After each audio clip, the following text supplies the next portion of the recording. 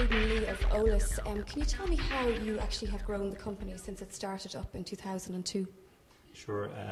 Well, I left college and I started working with PepsiCo in their laboratory in Cork. I was a food science graduate. After 3 years there, I was getting itchy feet, I suppose, and I saw an opportunity to outsource some work from them. So luckily, Pepsi agreed, and they were very helpful in agreeing to let me outsource some work from them. I left Pepsi on a Friday, and I was contracting back to them the following Monday. So I had a contract to do some small piece of work for them, and basically it grew from there. That was back in 2002. And today, Pepsi are still our biggest client. We're doing major work for them internationally across 70 countries around the world. And what is it exactly that you do, and what is it that makes it different? Sure. Well, market research is our area. So basically, with the likes of Pepsi and our other clients, what we're doing is we're assisting them to assess the quality of their products around the world. So we would have researchers based in over 100 countries around the world. We're going out into supermarkets every day.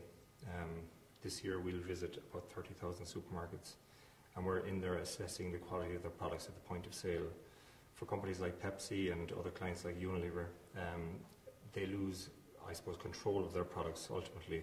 You know, they would have so many factories, they would have so many divisions around the world, and when their products end up on the shelves in supermarkets, potentially they're not too sure how their products are perceived by consumers at that stage. So what we're doing is we're in there, we're assessing them independently and giving them feedback as to what their products are actually like from a quality point of view across the world. In addition to that, we would ship some of their products back to our laboratories in Cork. We would test them. We also have a sensory research division where we'd actually taste some products. So we would have about 30 trained panelists who would be tasting products, making sure they're up to gold standard quality. And another part of our division, we would have a consumer research division whereby we'd interview consumers and understand from consumers around the world what the impact of any issues we may encounter in the trade, what impact these issues may have on them in terms of their purchasing decision going forward.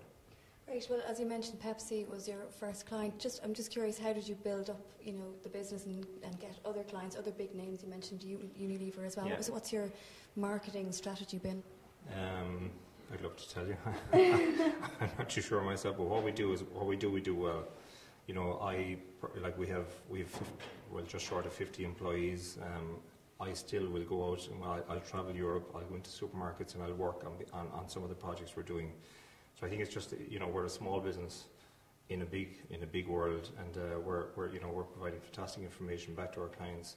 And I think just the fact that I as a managing director can go out, spend 2 weeks in supermarkets around Europe, and then present back to a client my own first-hand impression of how their products are performing. And obviously we have a great team of staff around us as well who are obviously providing the same service. And lastly, what are your plans, say, for this year or into the future? Well, we're in the process of opening an office in China because our clients like Unilever and Pepsi have, they're obviously in these markets, and they want us to provide our services in these markets as well.